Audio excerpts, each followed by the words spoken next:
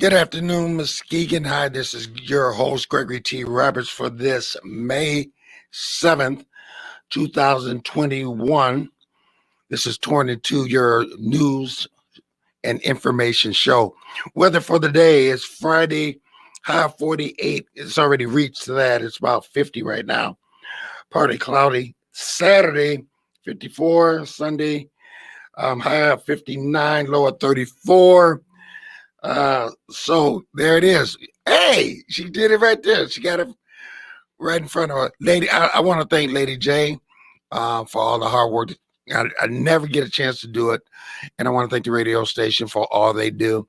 I want to thank the professor, Taki, last week for holding it down. I injured myself. I was trying to dance like Michael Jackson, and my body said, and so threw my back out. So anyway, lots of news going on. And also, I want to thank each and every one of you for the love that you guys are showing, and the encouraging words that you guys are giving. The show is starting to fill up. If you have anything that you want to talk about, and I'm telling you, we are going to talk about what is happening on the airlines with one of our guests today, Karen Bowie Jenkins. That show is going to be coming up. You guys want to talk about the trafficking thing? That's going to be coming up again. Every Woman's Place, that's coming up.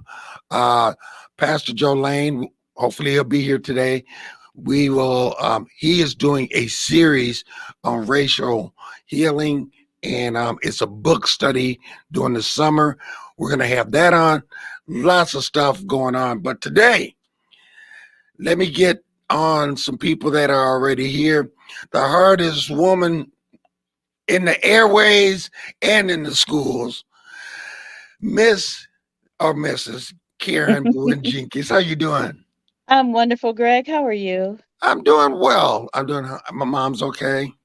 Yeah, Mom's doing okay. I'm here now with her, so I'm just broadcasting from here. Okay. All right. Um, Part of the seconds, the twins. Pastor Melvin Burns II. How you doing, sir? I'm good. How's everybody doing this afternoon? Wonderful. Good. It's always good to be with my family. Absolutely. We are fam. We are Yeah. fam. We had lots of stuff come. The job reports came out today. A lot of interesting news came out. There was another shooting, unfortunately. No deaths yet, but we'll, as we find out more information on that, we'll get in touch with you. Pastor Jolene, hopefully will be coming in shortly.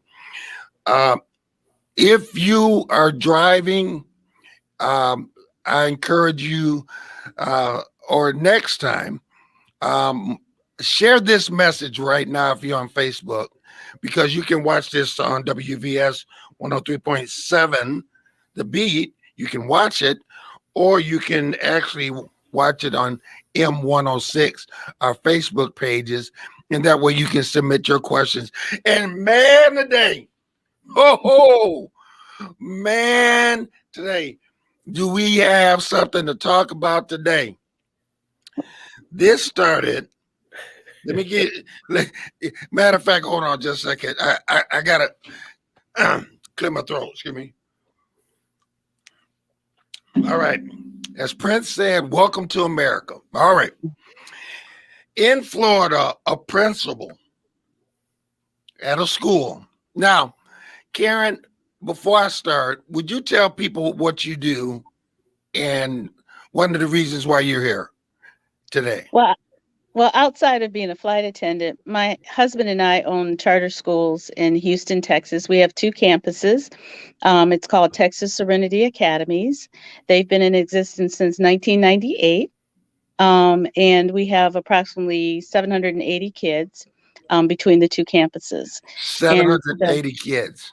Yes. From what age to what age? The main campus houses kids from kindergarten through 8th grade, and the secondary campus is kindergarten through 5th grade.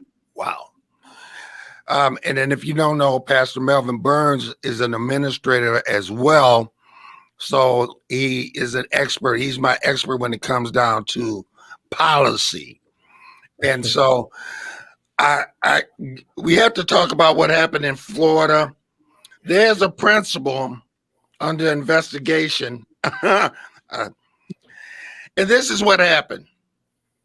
A 6-year-old child, the mother was right there, and they were at school, and the principal paddled the girl. Now, in 14 states or so, you still, yeah, there's a picture right there. Okay. Now, this is happening in still, I think, 14 states that you can paddle or provide punishment to children. Mm-hmm. My question for today, would you tolerate someone putting hands on your children? Now, before I say that, I have 30 some odd years working in schools as well. And there's been some days when I walked out trembling, but I never laid hands on anybody. This woman not only paddled. Now, what makes this case a little more suspicious is because several things. Number one, the mother, instead of intervening, decided to, well, baby, take one for the team, baby. I see a big paycheck coming. I got the camera rolling. Yeah. All right. Just go on and take it. Just go and take it, baby. Mama hug you later and buy you sprinkles. You'll get sprinkles later. But the woman, the principal who inflicted the punishment, was saying, I wish, what happened was the person messed up a $50 monitor. The mother was in the office to pay for the damages, but the principal decided to inflict the pain. My question is, before you teachers get it up in a huff, I want y'all to think, would you in this environment settle for your child being spanked in school? That's the question. Should school staff spank your children? Now, Karen, I'm going to go to you first on this one. Mm-hmm. Well, in our schools, we wouldn't tolerate that. Basically, because our philosophy is that schools are to be a nurturing environment, not a punitive one. That's the first issue. The second issue is you're really entering into some liability when you physically engage with a student. A 6-year-old's body hasn't totally formed yet, and you're taking a wooden paddle, hitting her in the area where there's vital organs. You don't know sometimes the strength that you're using when you're using physical discipline like that. So now you're entering into an area of harming the child. And studies have shown that corporal punishment in the schools does not work because you can psychologically damage a child, especially someone that young, that they coordinate school with trauma. Okay. In this day and age, when we're entering into the school shootings and we're trying to work against the issues of violence and that sort of thing, that counteracts exactly what the schools are trying to instill in: keep your hands to yourself, you don't harm anyone else. And then an adult who they trust, you're in a position of trust, provides this corporal punishment. And so it's not a good thing. You know, our teachers go through training in regards to how to de-escalate situations. The only time that there would be any reason to physically touch a child is if they're going to harm themselves or someone else, if they were out of control. And there's techniques that you use to restrain kids so that you don't cause harm. That's the second issue. The third issue is the parents are responsible for any discipline. I don't know in any scenario that I would accept a school personnel or anyone else putting their hands on my child. And that's why I call into question the mother standing there and videotaping and allowing this to happen. So yeah, there's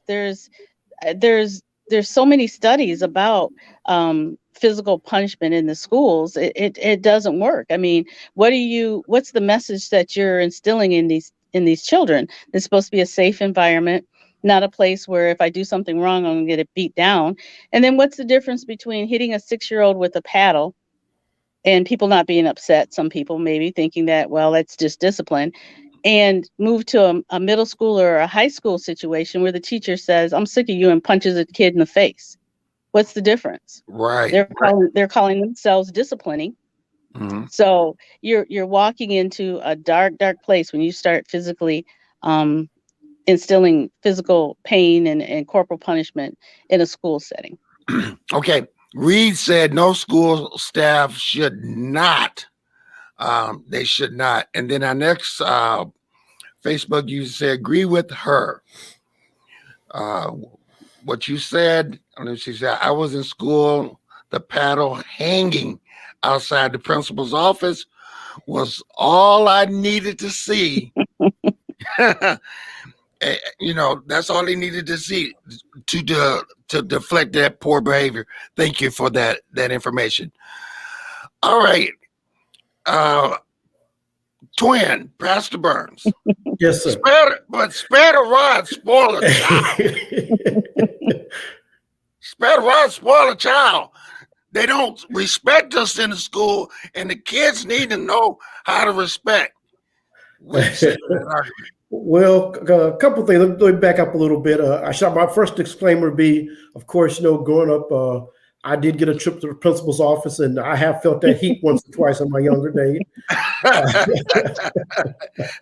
I also, in my adult life, I was a substitute teacher for maybe 10 years here in Muskegon County.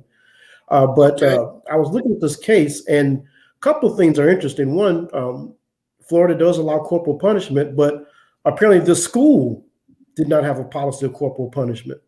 And I just saw today, I guess the police department apparently has cleared this teacher, which this is, criminally, but of course, we know there's still, as you say, Greg, maybe the mother had the child take one for the team for financial reasons. Yeah. But anticipating that whole spare the rod, spoil the child thing, we're in a different era.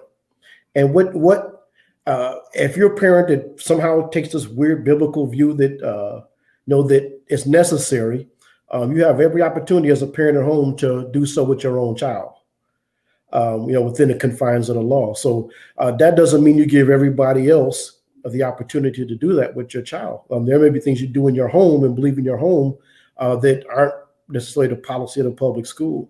In this day and age, I can't imagine any school that would still want to participate in corporal punishment. Just too many legal and liability issues. You barely want to touch kids. I know I can recall subbing in kindergarten, first grade. Me being a pastor, it's hard to not hug kids that age. And you find yourself feeling awkward. No hugs today. But for the states that are still even allowing it, I couldn't imagine. And I don't know how PAPA's being used, but I couldn't even imagine such a thing. Right. And again, people want to be old school and maybe think they're biblical, but everything in life changes. And this is an area that I think we have to realize has changed. Another statement by Reed, she said, the mother not moving on behalf of her child just shows how lost she is about who should be empowered to address disciplining her child. Very good point. Also, she said, let's see if I can get that one up there. She also said that the parent are responsible for disciplining and how a child's behavior will be at school. Okay, thank you very much for those comments. But let me just throw you this hypothetical thing at you guys. Now, like I said, I was at one school. I won't name the school. and we were there to do some stuff, and there's a kid that was holding the door so I couldn't get in. Now I'm trembling at this particular state. But actually I talked to the principal and said, give me 5 minutes. Let me talk to this kid for 5 minutes. Find out that the kid was upset, acting a fool because he got left behind school wise and he felt ashamed. Long story. The next time I saw him, he saw me and he ran away from me. I chased him because that's disrespectful. I wasn't gonna whoop him, but you ain't gonna run from me. So, okay, it's not like the old days when mom used to say, or grandma or dad used to say, go out and get a switch, and it better not too big because I don't want my arm to get tired, and not too small, and it should be connected to a lightning bolt because you're gonna get it. So who should be disciplining our children, Karen? That's a parental responsibility. And I raised 3 boys, and all 3 of them got disciplined. I didn't beat them, but That's a nice way of saying they got with. But and I think it's a parent's responsibility to ensure that their children know how to behave in public, know how to behave in school. The last thing that all 3 of my boys wanted to have happen is for me to have to come up to that school, because they didn't know how or what I was going to do once I got up there. So I instilled the fear at home that the last thing you want to do is see me on your campus unless it's a parents' night or something that I'm supposed to be there for, but don't have the school call me. I remember my middle one, funny story. He did something at school and was in the principal's office, and they called me up there, and he was at the high school. So I go up to the high school, and I'm hot. Made me come off of work about some nonsense, and I got in there, and his eyes got big as saucers. And Eric Hood was the school officer, I think, that day, and Aaron, my son Aaron, was so afraid to leave with me, thinking about what was going to happen when he got home. He was not embarrassed to get in the car. Eric brought him home because he's like, I am not getting in the car with her, Eric. Officer Hood, you don't understand what's going to happen to me. And I need a professional escort home because can you just stand by? And Eric did it. He probably remembers this story. He actually brought Aaron home. He was not embarrassed in front of his friends to get in the patrol car. They probably thought he had done something criminal, and but for his own safety. Karen, I would rather get in the car with 5-0 and then get right home with my mama. That happened for real. And Eric had to make me promise that he would be okay. And I'm like, he's gonna be okay. I promise you, he's gonna be fine. All right, so Pastor Burns, now I grew up in the Nelson neighborhood and then moved over to the Angel neighborhood. Now, in the Nelson neighborhood, I remember one day I got kicked out of school at Craig School, and it was about 1:00. So the parents knew you weren't supposed to be home, out. And from Mrs. Nelson to Mrs. Jenkins to Mrs. Jenkins and what great baby, what you doing? I got kicked out of school. I got my butt whooped by both of them. And then they called home and said, your son is on the way home because he got kicked at school and then got whooped again. And I'm still paying for the counseling. So tell Jenkins he owes me for what his mother did. So how do in a time like we're facing right now, get to the point where, because a lot of kids really the teachers are struggling to Yeah. maintain control. Yeah. So, and if you look at the principal's office, most of these teachers have these pads already filled out, ready to send X home out of the class. Yeah.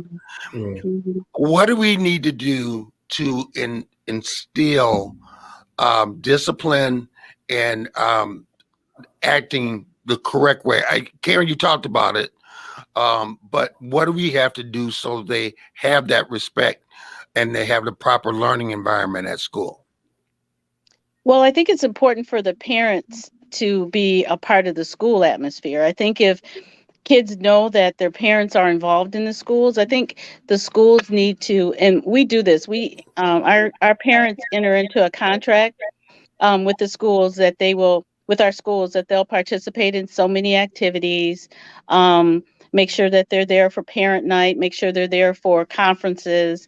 And I think if children understand that their parents, this is a total package, that their parents come along with the school, and that the school is working closely with the parents, ensuring that the parents know about the policies and procedures. And I think parent involvement is probably the biggest hurdle that most schools are facing, because parents, they're working, and some parents just don't have that parental um the parenting skills, is what I'm trying to say, to be a part of the school. So I think it's a collaboration between the schools, the parents, making sure that we have counselors in place, because a lot of our kids are coming from environments that school is the only safe haven that they have. This is the Right. only place they get a chance to eat. This is the only place they get a chance to be nurtured. They have people that actually care about them. So I think it's a collaborative effort, and more training.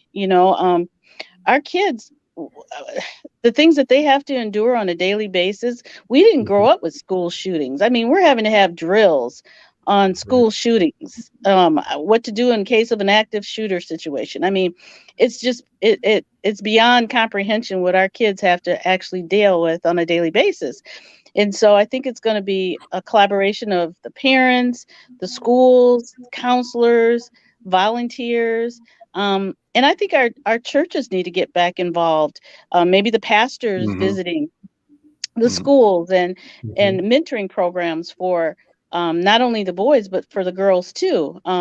It's almost getting back to basics. I remember growing up, Reverend Blow he'd show up at Catholic Central any time of the day, just to kind of look in on his church members that were attending there. I mean, it was a community type of environment. So I think we need to kind of get back to the basics and try to figure out how we make sure that our students feel safe, and ensure that we're not creating more of a traumatizing environment for them than they are already coming from sometimes in their home lives.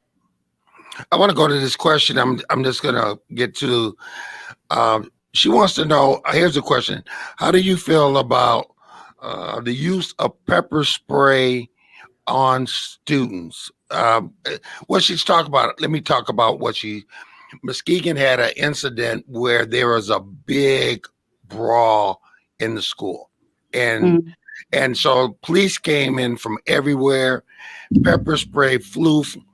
How do you guys feel about that environment of using pepper spray, or even having? Why do we? In our day, we had a police officer that was there, but he was the neighborhood cop, but he wasn't there 24/7. He was just Officer Bostrom was there. I remember him. But now you have to have so many police, and what are we teaching our kids subjectively, that there must be police officers in the school? I'm on Melvin Burns. What do you think? What are we teaching our kids? I missed part of that last part. I know what we're teaching our kids by having police officers and using stuff like Mason schools. Well, and again, I've not really spent any time on the education side, but and I don't recall the incident in Muskegon, but I do believe in consequences, and I think Karen touched on this. We sometimes want the school to do too many things. Yep. And if we don't have parents and community involvement. As a pastor, my younger parishioners, I would stop. I'd ask parents for permission. They put me on the name to talk to their teachers at school. But the more people we have involved, the better. But I believe in consequences. Used appropriately, high school age students, they learn the rules too. They know you can't touch and hit these things. So you get a big fight scene. If pepper spray is appropriate to break up a crowd, it's most of the time there's no permanent harm or situation. That's a real touchy area for police. They understand the rules in terms of still dealing with juveniles who are somewhere between being juveniles and not quite adults, but an adult mouth or an adult strength. I can certainly see incidences where something like pepper spray would be deployed to disperse a crowd. Again, I don't remember that specific incident, but officers in the school, I think especially your elementary, junior high age kids, that tends to be really helpful. They got a lot of good results out of things like the DARE program when they were funded. High school today's environment, probably not so much. Although, from my daughter's experience, when they had the state trooper, they're talking about driving because they were all interested in driving. They paid a lot of attention to him. But I think, the aspect of having more people in the schools who are in young people's life is definitely what we need. We're asking the schools to do so many things. Right. The kids are hungry. They come from dangerous home situations. And the more people the schools will allow to be involved in that, I think the better. Now, most cases, I've always found the schools receptive. When I said, hey, I'm the pastor, and the parents said it's okay, I've always found them receptive, which I appreciated. Now that the school in Florida, I must say that they do, and most schools that have that policy have letters sent out to parents, and they have the okay of parents to touch their children. So they have policy, so that could happen. I gotta agree with both of you guys because one of the things that I did, and eventually we'll get back to, is in coaching is that it was mandatory. It was mandatory that we had fun days and stuff like that, and it was mandatory for a parent to be there, and also the parent meeting, the obligations of what you expected from me and what they should expect. For me, if you were on the team, I had to be your Facebook friend. I wanted to know about if they didn't make beds, because there's ways to punish people. Hey, we ran laps at the bowling alley. Okay. Yeah. So hey, I wanted to know everything. My thing is that we have to have parent involvement, number one. Number two, I think that we're at an age where so many people are young and they don't know how to be parents. And so they're getting into, and these kids are getting these crazy whoopings where people are just swinging from way back and just killing these kids. Karen, would you want to touch on that one? And we got a lot of questions that we got to get to. Okay, so the question was, mine kind of faded out a little bit. What was the question again? The question about the parents being involved, that the mandating that they be involved, that's a must. That and also the fact, is there something that we need to do, because babies are having babies, Right. and they don't know how to discipline. Right. They don't know the correct way of discipline. So is there something else that we should be doing that way? Wow. That's well, yeah, I mean, I think that's where the counselors can come into play with maybe coordinating some programs for those young parents.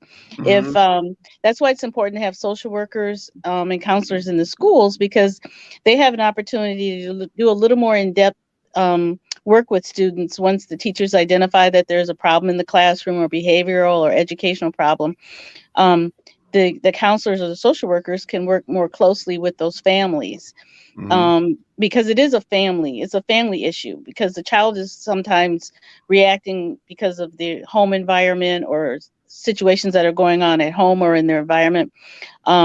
We have a student who is probably behind educationally, has been known, he's a known gang member, and school is his safe haven.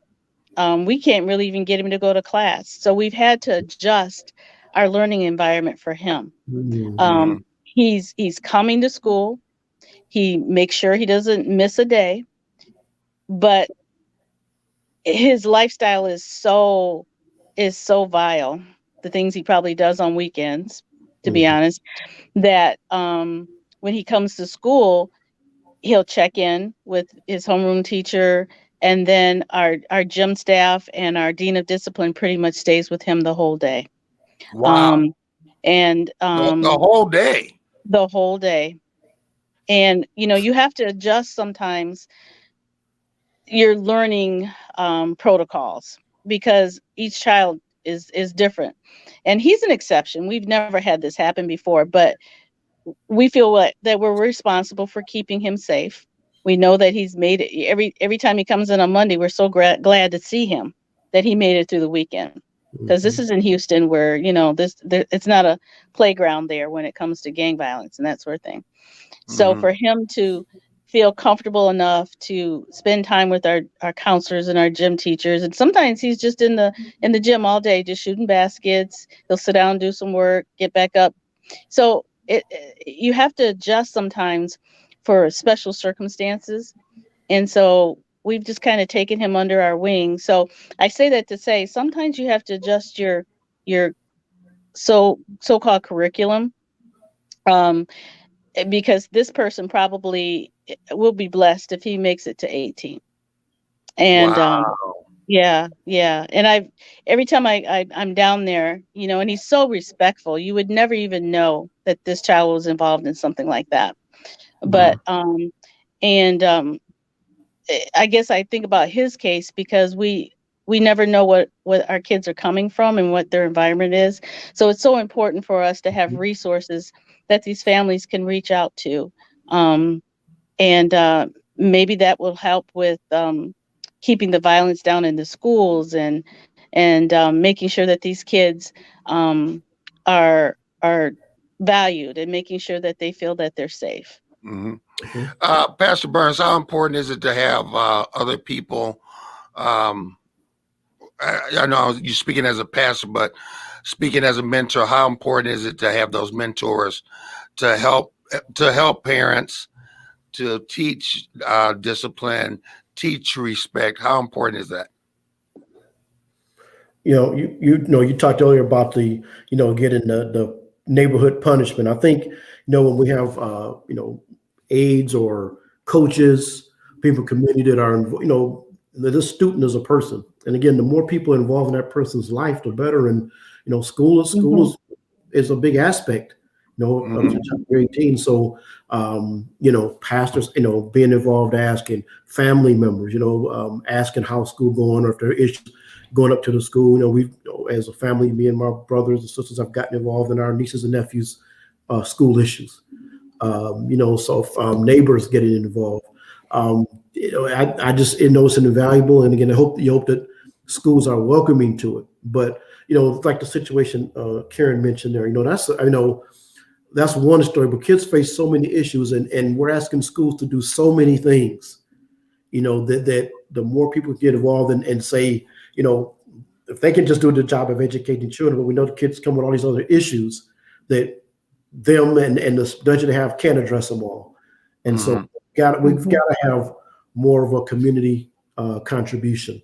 I believe that very strongly. Often, again, I look for my saying as a pastor is always, I want the kids in my church to know behavior. We're not super strict, but even the young kids, they go to they go to children's church or whatever. But I always like to keep them in service on a Sunday, because I'm saying I want them to learn how to sit, how to be quiet, how to listen sometime, not just be involved in fun activities, because I know what they've got to do at school. So I want them to learn some of Or those. you better sit in that pew, and if you move, I will take your breath away from you. You know, so I was teasing my daughter. If you move, I will take your little breath away from you. Yeah. And what's really Go ahead, important Karen. too is just to allow the teachers to be able to teach. You know, if we Yes. have all the behavioral problems inside the classroom, which I've witnessed, Yeah. it's hard for the other students, and it's unfair to the other students who are really there to try to learn, where the teacher has to spend 85% of the classroom period Right. disciplining and telling little Johnny to sit down or having chairs thrown and that sort of thing. So we've got to find a healthy balance, because teachers are the most amazing people in the world to me. They should be the highest paid individuals in the world, because without teachers, we wouldn't have doctors, we wouldn't have lawyers, there would be no professions. So and I believe this was Teacher Appreciation Week. I'm not sure if it's nurses or teachers, but think it I was think teacher. every day, yeah, I think Yeah. every day should be Teacher Appreciation Day, because they're invaluable to us, and I just don't think they get enough kudos. And if I can't say anything else, I think teachers are the most amazing people in the world. If I think about Mr. Scott, and I think about Mr. McLean, and if I think about Mr. Agee, and if I think about Mrs. Trump, no relation. If I think about all the teachers that saw something in me and challenged me to be my best, I totally agree with what you say. I think that there are a lot of teachers, like you said, they're so stressed because they have so much to do. And instead of teaching the ABCs and 1, 2, 3s, we're too busy training people to pass a test. Mm-hmm. And so that adds more pressure. And so the kids, so we all agree that don't let your child be spanked at school. Do it at home. Or if you need some help, there are a lot of organizations that we can give you. Call the radio station 727-5007. There are a lot of organizations that will help you, because I want to move on to this next story. All right, this next story. Hold on, I got to take another drink. And it's tea. It's for the throat. Okay. In New Jersey, and I'm not even going to mention this guy's name. He is a high school science teacher. He's also a professor in college, and I sent you guys the video. And what happened is that he had a Zoom call where he was talking to his students. Now, I do believe that you do take things that are happening today and apply it to like school learning. For instance, in his case, there's something big coming from China, flying down and could land anywhere. Let's talk about the science of it. Okay, that's a good thing. This guy wanted to get in and chew these students out about his political views, and he called them everything when I mean everything, I can't even use the words that the guy said. But he chewed these kids out, and there are 4 black kids in there, and he called them every kind of name, and then told them that they have to make a report. They have to do a report about Black Lives Matter. And the next day when they came back, because they didn't do the report, he said, yeah, see, you guys don't know your facts. You don't know your history. You guys always accept thugs as being your mentors and all this kind of stuff. And I saw this and I said, this is happening in schools way too much. People are bringing in their political views and things are not being taught. Karen. Wow. Yeah. looking at his picture, that speaks volumes. Yeah. Um, Sometimes you can't judge a book by its cover. yeah. He's not the only one. I mean, we've been seeing stories from all over the country where even colleges, Hillsborough College, I think it was, Yes. or Hillsdale, just they want to rewrite history, so they're bringing in their own political agendas. Teachers are doing such in classrooms across the country, and there's no place for your own political views in the classroom. If you want to present politics, you present it evenly. You can have discussions, you could have debates about policies, that sort of thing. But to bring your own agenda into the classroom is so inappropriate, whether it be politics, religion, whatever it is. A learning environment, it's supposed to be able to offer healthy discussions. He took it to a whole nother level when he starts insinuating that this is the mindset of these young Black children that were in his class. I think he just used it as an opportunity to promote his racist views. That's what it sounded like to me in watching this video. So he shouldn't be allowed to teach at puppy school nowhere else in the world, because something is wrong. If a teacher feels like they have to go in that direction, something's mentally wrong with that person, and they don't belong in a school environment, putting their influence on other children, whether they be Black, white, Latino, it doesn't matter. That whole cancel culture type attitude does not belong in the schools. Mm-hmm. So we're just getting all kind of questions here. Thank you, people. I'm just gonna put it all here because we got to continue with the show. Politics are like religion and should not fold over into teaching at school. And so we're trying to get these up.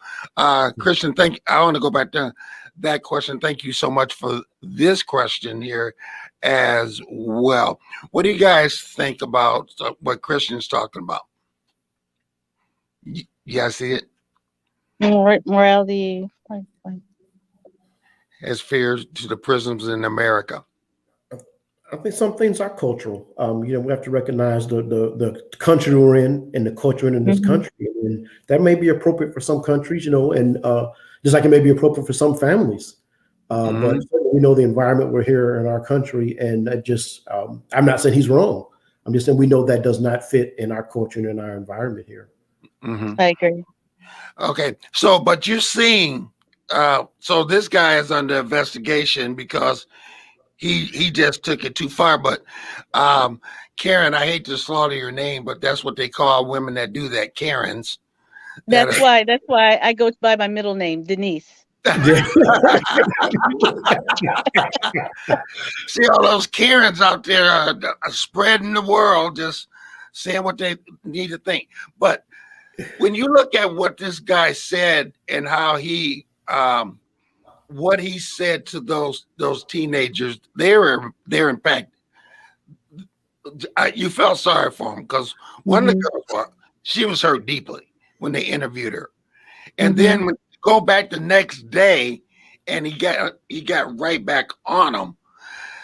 People, if you are, let me say this: if you are teaching in class and your subject is science, and you want to bring in science of what's happening in the day, talk about what you know. What I've seen, and I want you guys to talk about this. I have seen in the last couple of days, people talk about the Constitution and get it wrong. Now these are people that are representing people in different states. They get the information wrong. They get the amendments wrong.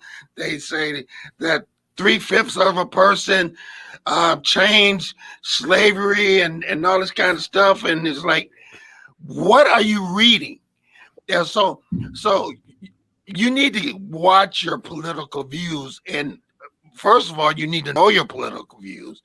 But you got to understand that you're educating our children. And the thing is, if you're educating our children, we don't need you cussing, fussing, chastising our kids when they're supposed to be in an environment of learning. What do you think, Mr. Burns? Teaching is that, everybody has their political views, which is fine. But your responsibility as a teacher at any level is to teach, teach those students to think, how to look at issues. Again, going up to college, even graduate level, it's challenging students to think, see different points of view, understand issues. That teacher to me, would have had my, you got retirement papers or discipline papers on my desk, but you taking one or the other. Right. That was his last day. But that's just the responsibility of teaching. It is being aware of what your own biases are, and trying to not impart those. And none of us does that 100% successfully. But getting students to think, not just repeat your point of view or pounding your point of view with anybody. That's completely failing as a teacher. Just keep the questions coming. We're just going to keep them rolling and getting into you because we're getting the show is almost done. Jeepers creepers. So keep the questions coming. We'll put them out there. We'll revisit. We will respond to them after I look at the show. I want to get back to this because what he was chewing them out was he was chewing them out about what was happening in Minneapolis. Now, this is a New Jersey man. He was chewing them out about George Floyd, Black Lives Matter, and all this kind of stuff. And the thing is my question was, is that how much do you really know, or are you picking your information up on Fox or CNN or some other channel? Which that's what it sounded like me. As we had this copy and paste generation of information. People don't use their heads for hats anymore. But we have lost common sense. The death of common sense is gone. Prince has a new song and he says, truth is the new minority in America. Right. And so how do we address these teachers? Well, I think it's up to the administrative staff, the superintendents and the principals to ensure that the classrooms are being run. That's why it's so important for the administrators and the principals to do their rounds and step into these classrooms and do their teaching evaluations, more than once a year, but just circulate and see what's going on in the classrooms. I'm not against cameras in the classroom, basically because I think it covers not only the students but also the teachers, and you can review what's going on in your classrooms. Because I think what's happening is we're becoming more of a virtual type because of the COVID, a virtual type educational system.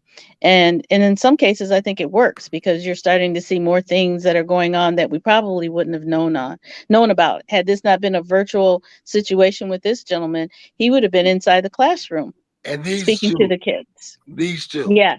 And the phones. Yes. Yeah. So I think I want to get back to what Kristen said. Is that here kids are very shaped, elderly in our communities. My regards to Miss Jenkins. The village still appreciate the books, gifts, items you helped Kenneth Shelton, Paul Billingsley ship to Ghana. I want to thank you guys for investing in the kids' education.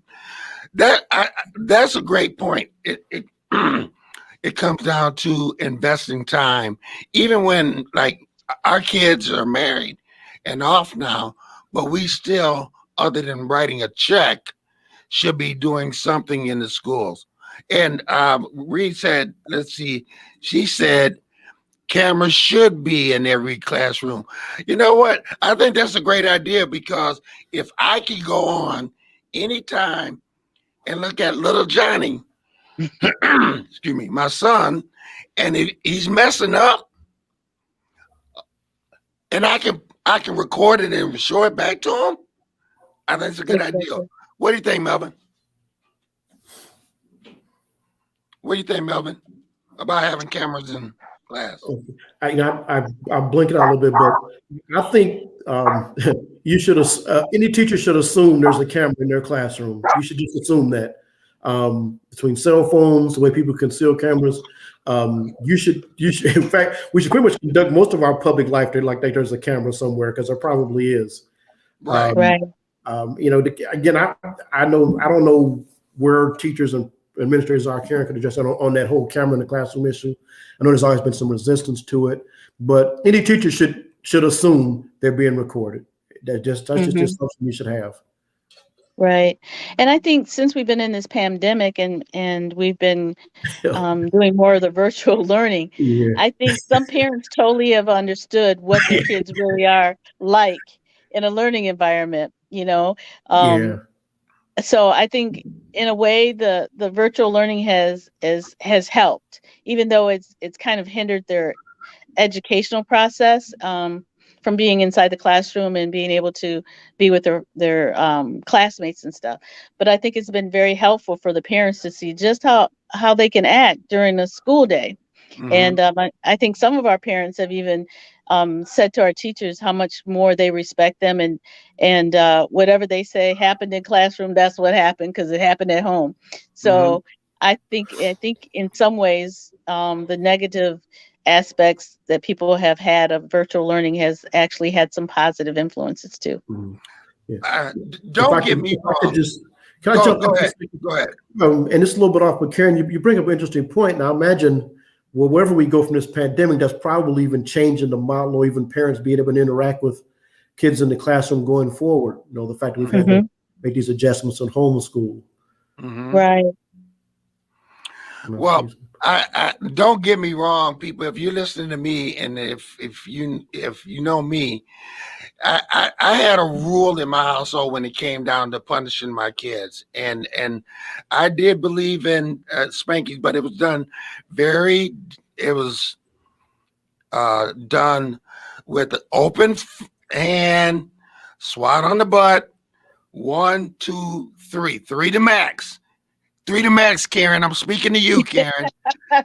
I don't need a police officer to bring. But three was the max. And I remember the first time that I did that, I got phone calls from the grandparents. You don't need to do that. Everybody's crying. Yes, Yeah. I do. Oh, Now, man. at the end of the day, what people don't understand, I'm the one crying after it was over because I just hit my baby. I think with a process, I think that we really need to look at how we discipline our children. We got to get in, and it's not just a parenting problem. We need that neighborhood. We need that community. We need, we talked about having cameras in this. Matter of fact, they are cameras in a lot of schoolrooms, but making those available to the parents to show them what's going on as far as the behavior, and then dealing with that behavior when it gets home correctly. And I'm not talking about one of those old whoopings where I'm gonna beat you with the biggest. You know what? My dad did this, and I got to get on this. My dad had this belt with metal hoops, and I used to get beat with that thing. But here was the thing, the killer, is that when I got old, he said, "Son, it's time to pass this on to you." And I said, "Thank you, Dad," as I threw it in the garbage can. well, I'll tell you this. I can remember, getting the switches every now and then, and getting my dad getting us better a couple of times. But my parents' biggest punishment really was the old "I'm disappointed in you." I can hear him saying that to you. I can hear your parents saying that to you. That would because the worst spanking I received was not by a belt. It was by the fact that I hurt my mother's feelings. Yeah. That my mother told me several times to stop playing with the stove, and she swatted me on the butt just one time. And the fact that I let my mom down was the biggest disappointing for me. What Mhm. did she said? She said, I use corporal. Let me see. Let me get that back. I use corporal punishment on mine too. I like that. I like that. So listen, I want to talk about what's coming up in the future show. Karen, I want you to tell people a little bit what's going on in the air. Oh my gosh. My the flight attendants are experiencing the highest incidence of violence while on a flight. They're fighting in the airports. They're attacking flight attendants on flights. The it's really out of control. And the FAA has said that they've had over 1,000% increase in violence on the planes or and in the airports, Mhm. and within the last year, but more Wow. specifically within the last few months. And in speaking to some of my fellow flight attendants, especially who work more of the southern states, they're experiencing a lot of issues with Trump supporters being and anti-vaccination mask wearers. So the FAA just instituted the mandatory mask wearing until September at the minimum. So that flight, I don't make that kind of money to be the mask police, walking around trying to get people to keep their masks on. Um, Mhm. and they're also upping the fines for any disturbances in the air. I think it's $35,000 to begin. And so hopefully, with some of these different mandates, we've had flight attendants. I'll talk about that story next time. Flight Yeah. attendant attacked on a plane, and the captain refused to land the plane because he needed to get home. So Um, yeah, wow. That we're going to be talking about that. We're going to be have Pastor Joe Lane on. He is doing a summer book read to deal with racism, and I'm going to sign up for it. And we're going to be talking to him as well. We have Every Woman's Place coming on.